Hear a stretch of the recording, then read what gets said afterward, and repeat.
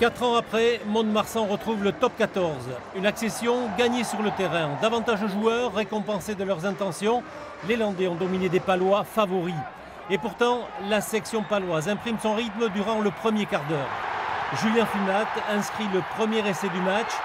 7-3 pour les Verts et Blancs, qui ne resteront pas longtemps en tête. Car le Stade Montois va réagir et se montrer dominateur dans tous les compartiments du jeu. Quand Martin Jager marque son premier essai, la victoire a déjà choisi son camp. Non seulement les Montois virent en tête à la pause, mais ils creusent aussi l'écart. Sur une relance de Jean-Marc Mazzonetto, l'ailier tchèque va une deuxième fois derrière la ligne. 23-13, les jeux sont faits. Au fond de nous, on voulait vraiment monter. On a fait ceux qui ne voulaient pas, mais on voulait gagner vraiment. Et voilà, ça nous a souri. On a joué, on a essayé de jouer, on a marqué.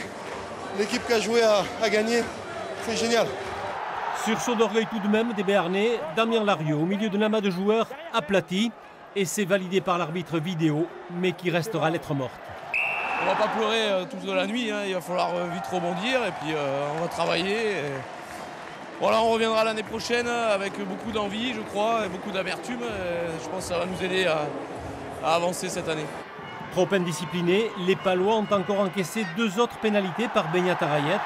29-20 pour Mont-de-Marsan. La section paloise devra encore patienter avant de retrouver le lustre de l'élite.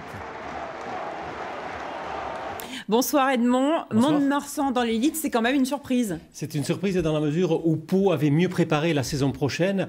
Pau s'était préparé à ce top 14 dans ses structures, dans son budget, dans son stade qui va être rénové, dans l'engouement populaire. Il y avait beaucoup de Palois aujourd'hui. Et puis dans un recrutement déjà ambitieux. Mais Mont-de-Marsan a une culture rugby. Imaginez-vous que la saison dernière, Jean-Robert Cazot, le président, a baissé le budget. Et avec un budget moindre, eh bien, il monte en top 14. Alors, c'est sûr, Mont-de-Marsan va souffrir la saison prochaine.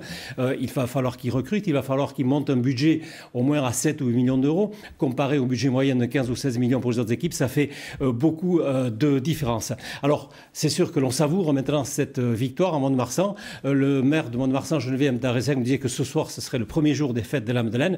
Bref, c'était une fin de cycle pour Mont-de-Marsan, car beaucoup de joueurs s'en vont. Et l'entraîneur Marc Dalmazo quitte aussi ses amis. Et c'est autour de ses amis qu'il a voulu nous dire quelques mots. On l'écoute. C'est l'histoire, hein.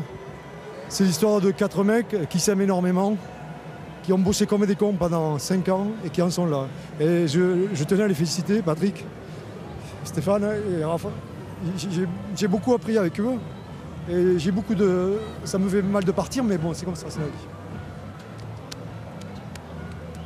Est-ce qu'on connaît le nom du nouvel entraîneur pour Mont-de-Marsan? Non, on ne le connaît pas parce que le président va l'annoncer dans la semaine, mais je peux vous dire que ça sera certainement Marc Dantin, c'est l'ancien entraîneur de Périgueux qui est un excellent éducateur. Merci.